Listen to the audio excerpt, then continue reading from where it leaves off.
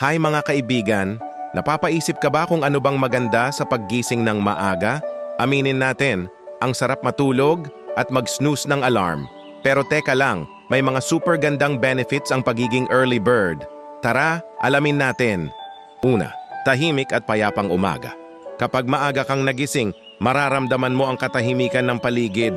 Walang ingay, walang abala, ang sarap magmuni-muni, magplano ng araw at mag-relax. Ikalawa, may oras ka para sa sarili mo. Gusto mong mag-ehersisyo, mag-meditate, magbasa ng libro? Kapag maaga kang gumising, may oras ka gawin ang mga bagay na makakatulong sa'yo, mentally at physically. Ikatlo, mas nagiging healthy ka. Walang pagmamadali, may oras kang kumain ng masustansyang almusal, uminom ng tubig, at simula ng araw sa mas positibong paraan.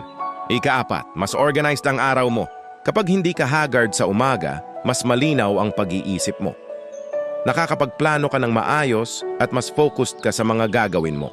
Kaya kung gusto mong mas maging productive, masaya at kalmado ang araw mo, subukang gumising ng maaga. Sabi nga nila, the early bird catches the worm. Kaya gising-gising mga kaibigan hanggang sa susunod!